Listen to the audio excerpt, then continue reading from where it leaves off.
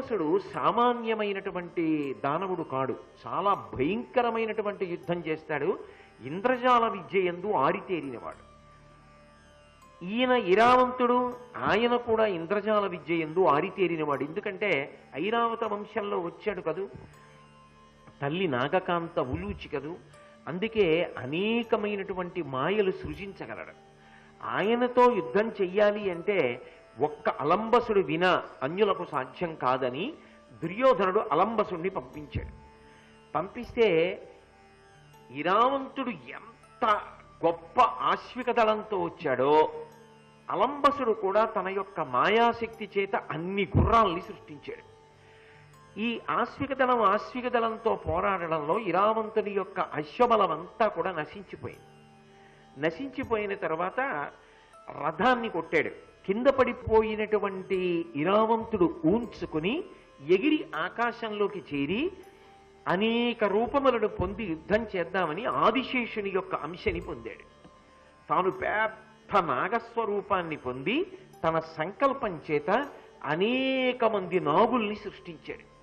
సృష్టించి ఇంతమందితో అలంబసుడి మీద పడుతున్నాడు. అలంబసుడు ఎదురుగుండా వచ్చి నిలబడ్డాడు. చూశాడు.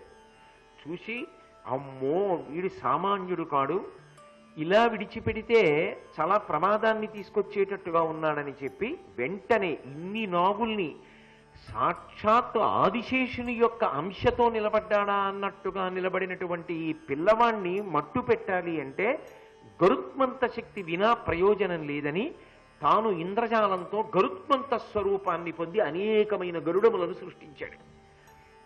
ఇవన్నీ వెళ్ళి నాగబలం మీద పడిపోయి క్షణంలో పరిమార్చి, ఎప్పుడైతే గరుత్మంత శక్తి కనపడిందో ఎంత గొప్ప పామైనా తల నిక్కించి ఆగవలసిందే ఒక్క క్షణం. ఇరావంతుడు కూడా ఒక్క క్షణం తల నిక్కించి ఆగాడు. ఇదే అదును దొరకడని అలంబసుడు కత్తి పెట్టి ఇరావంతుని యొక్క తల నరికేశాడు. నరకగానే ఆయన యుద్ధభూమిలో పడి మరణించాడు. మరణించిన తరువాత కొంతసేపటికి భీమసేనుడు గమనించాడు అర్జునుడి యొక్క కుమారుడు మరణించాడు అన్న విషయాన్ని. గమనించి వెళ్ళి సోదరుడైనటువంటి అర్జునుడికి చెప్పాడు. అర్జునుడు వచ్చి ఆ కుమారుని యొక్క శరీరాన్ని చూసి దుఃఖించాడు. కృష్ణ పరమాత్మ చమత్కారమైన నవ్వు నవ్వాడు. ఆ నవ్వు చూసిన తర్వాత నువ్వు ఎందుకు నవ్వుతున్నావో నాకు జ్ఞాపకానికి వచ్చింది. యుద్ధం మొదట్లోనే భగవద్గీత చెప్పావు, ఎవడి కర్తవ్యం వాడు నిర్వహించాలి. నష్టో మోహ స్మృతిర్లబ్ధ, జరిగేవి జరుగుతుంటాయి.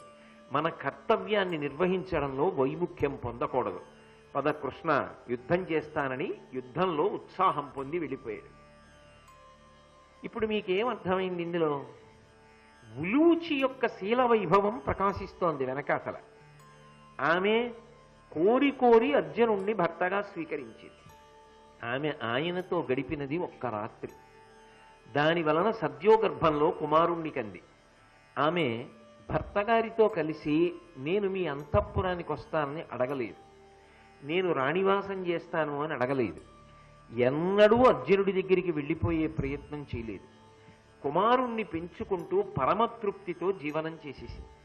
ఇన్ని శక్తులు కలిగినది తన కుమారుణ్ణి దక్కించుకోవాలి. ఎందుకంటే ఒక్కడే కొడుకు, ఏదైనా జరిగితే యుద్ధానికి వెళ్ళిన తరువాత అని ఆలోచించలేదు. తండ్రి యుద్ధం చేస్తున్నప్పుడు కొడుకు ఇంట్లో కూర్చోవడం అన్యాయమని తండ్రి పనుపున యుద్ధం చెయ్యమని కొడుకుని యుద్ధభూమికి పంపించింది. ఆ యుద్ధభూమిలో అరివీర భయంకరంగా కుమారుడు యుద్ధం చేసి శరీర త్యాగం చేశాడు. ఆమె సంతోషించింది. ఇప్పుడు ఆమెకి దగ్గర భర్త లేడు. నిజానికి ఆ సమయంలో ఉలూచి అర్జునుడి చేత ఊరడింపబడింది అని భారతంలో లేదు, తండ్రి దగ్గరే ఉంది. ఆ తండ్రి అయినటువంటి కౌరవ్యుడు ఎవరున్నాడో ఆయనే ఆమెకు ఉపశాంతి కల్పించాడు. కానీ నాకు అప్పుడప్పుడు ఉలూచి గురించి ఆలోచిస్తుంటే చాలా ఆశ్చర్యంగా అనిపిస్తూ ఉంటుంది. ఎందుకని అంటే సాధారణంగా లోకంలో ఏ స్త్రీ అయినా అటువంటప్పుడు భర్త వచ్చి కొంచెం ఊరడించాలి అని కోరుకోవడం తప్పు కాదేమో. అది కూడా కోరుకోవాలి ఉలూచి. అర్జునుడు తన దగ్గరికి రాలేదు, తనని ఊరడించలేదు అని కూడా కోరుకోలేదు. ఆమె ఏమైనా సామాన్య కాంత? అటువంటి వంశంలో పుట్టింది, అటువంటి నాగకన్య, అన్ని శక్తులు కలిగినది, అంత గొప్ప శీల వైభవం ఉన్న ఉలూచి తన కొడుకే పడిపోయిన తాను అర్జునుడి ఇల్లాలిని అన్న భావనతో బతికేసింది. కొన్ని జీవితాలు మహాభారతంలో ఆశ్చర్యకరంగా ఉంటాయి. అసలు వాళ్ళ తృప్తి కేవలము ధర్మము వలన అంతే. అసలు అది ఊహకి కూడా అందదు. ఇన్ని శక్తులు ఉన్నవాళ్ళు, ఇంత అందగత్యలు, ఇంత గొప్ప సౌశీల్యవతులు, ఇంత గొప్ప వంశమునందు జన్మించిన వాళ్ళు ఇంత అద్భుతంగా ధర్మానికి కట్టుబడి ఇలా ఉండిపోతారా?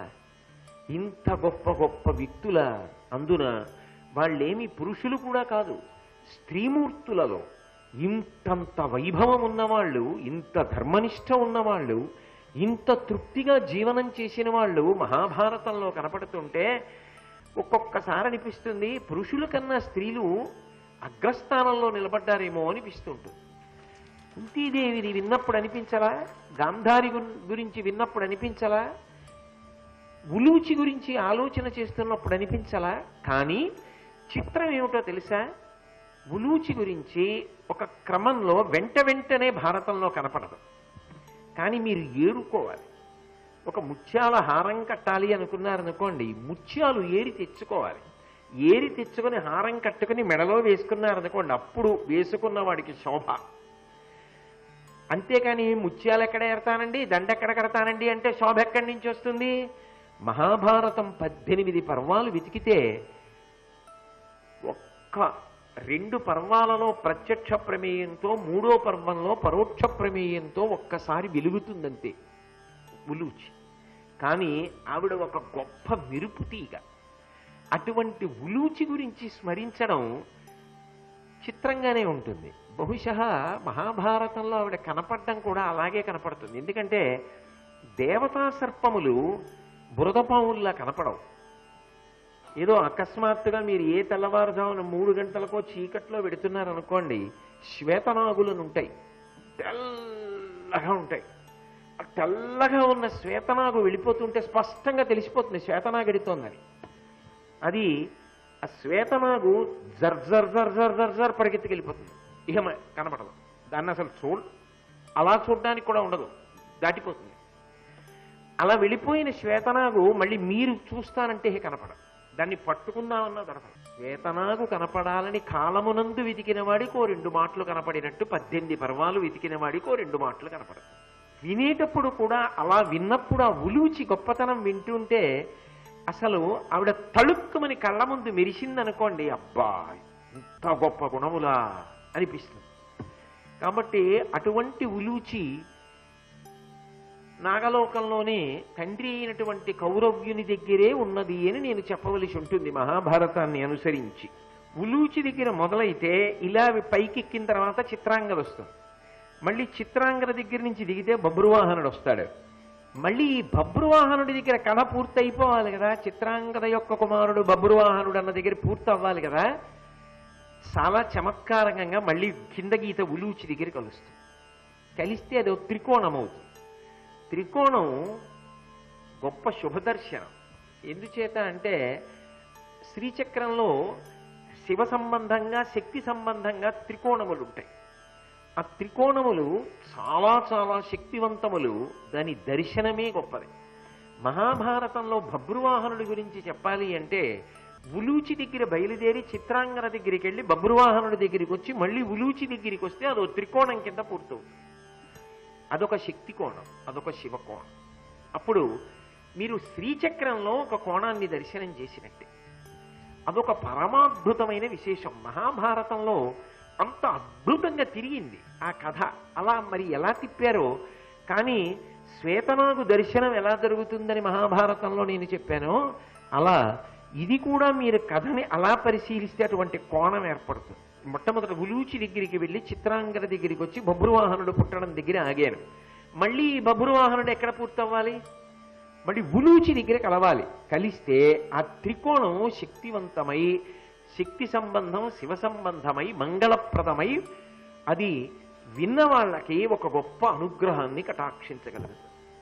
అలా అది మళ్ళీ ఉలూచి వైపు నుంచే తిరుగుతుంది. బభ్రువాహనుడి పేరు సార్థక్యం చేస్తుంది. అసలు అలా ఎలా భారతంలో రచన చేశారో చాలా ఆశ్చర్యంగా ఉంటుంది. కథా గమనం అలా ఎలా విడుతుందో పరిశీలించండి. మహాభారత యుద్ధం పూర్తయిపోయింది. నేను ఉలూచి కుమారుడు శరీరత్యాగం చేయడం చెప్పే కదా, పాండవులు గెలిచారు. ఆ తర్వాత ఇంతమంది చనిపోయారే అని బాధ పొందాడు ధర్మరాజు గారు. కృష్ణుడు చెప్పినా ఆయనకి ఉపశాంతి కలగలేదు. ఆ సమయంలో వ్యాసభగవానుడు వచ్చి, ఎందుకయా పునఃపునః బాధపడతావు, గొప్ప యజ్ఞం చేసి అందులో బ్రాహ్మణులకు దానములు చేసి శాంతి పొందు అన్నాడు. అలా చెయ్యాలి అంటే అశ్వమేధయాగం చెయ్యాలి. కానీ అశ్వమేధయాగం చెయ్యడానికి ధనం ఎక్కడది అని అడిగితే, వ్యాసుడే స్వయంగా హిమాలయ పర్వతాల్లో ముంజవంతము అన్న పర్వతం దగ్గర నుంచి సమ్మర్తుడు తీసుకొచ్చి మరుత్తుతో చేయించినటువంటి అశ్వమేధయాగంలో బ్రాహ్మణులు తృప్తితో కావలసినది ఉంచుకుని మిగిలినది పట్టుకెళ్లి హిమాలయ పర్వతములలోనే ఒక ప్రాంతమునందు నిక్షేపించి ఉంచారని చెప్పి ఆ ధనాన్నంతటినీ తీసుకొస్తే దానితో ధర్మరాజు గారు అశ్వమేధయాగం ప్రారంభం చేశాడు. గుర్రాన్ని విడిచిపెట్టారు. ఆ గుర్రం వెనక రక్షకుడుగా ఎవరుండాలి అన్నది కూడా వ్యాసుడే నిర్ణయించాడు. మీరు మహాభారతంలో వేదవ్యాసుడు. అర్జునుడు యజ్ఞాశ్వమునకు రక్షకుడిగా బయలుదేరి ఆ యథేచ్ఛగా వెడుతున్నటువంటి గుర్రాన్ని సంరక్షిస్తూ వెళ్ళిపోతున్నాడు. ఆ వెళ్ళిపోతుండడంలో ఏమైందంటే, మళ్ళీ పూర్వం తీర్థయాత్ర చేసినప్పుడు ఎటు వచ్చాడో అటు వచ్చాడు. రావణంలో మళ్ళీ మణిపూర నగరంలోకి ప్రవేశించినప్పుడు ఎవరు ఈ దేశపు రాజు, పట్టాలి కదా మరి, దాన్ని పడితే కదా అర్జునుడు యుద్ధం చెయ్యాలి, ఎవరు ఈ మణిపూర దేశపు రాజు అని ఆయన ఆలోచిస్తున్నాడు. ఎవరన్నా పట్టుకుంటారా గుర్రాన్ని అని. గబగబా ఆ దేశపు రాజు వంశ విస్తారకుడు బభ్రువాహనుడు చిత్రాంగద యొక్క కుమారుడు అర్జునుడు వచ్చాడని తెలిసింది. యజ్ఞాశ్వం వెనక ఓ మా నాన్నగారు వచ్చారు. అసలు ఆ పసిపిల్లవాడిగా ఉండగా వెళ్ళిపోయిన అర్జునుడు ఇప్పుడు చూస్తున్నాడు తండ్రిని, కొడుకు. ఎంత ముచ్చటగా ఉంటుంది అసలు, నేను అర్జునుడి కొడుకుని. ఆ భావనే గొప్పది. అర్జునుడు వస్తున్నాడు యజ్ఞాశ్వంతో. కాబట్టి ఈ పిల్లవాడు మర్యాద అన్న కోణాన్ని ఒక్కదాన్నే ఆలోచించాడు. ఏదో వెంట పరివారాన్ని పెట్టుకున్నాడు. తన రాజ్య సరిహద్దుల్లోకి ప్రవేశించగానే తండ్రికి స్వాగతం చెప్పాడు. నిన్నుదురు భూమికి తగిలేటట్టుగా పరమ వినయంతో అర్జునుడికి నమస్కారం చేశాడు. వినయమెసగా ఆర్యజన సమేతంబుగా నరుగుదించి అతని చరణములకు ప్రీతి నెరగా ఆ కిరీటియన్ నరపతి నాదరింపకుండి మిదినీషా వచ్చి ఎంతో వినయంతో తండ్రి పాదములకు నమస్కరించి తన చుట్టూ పెద్దలైన వారు నిలబడి ఉండగా అంజలి ఘటించి నిలబడ్డాడు. తండ్రి మాట్లాడతాడు అని.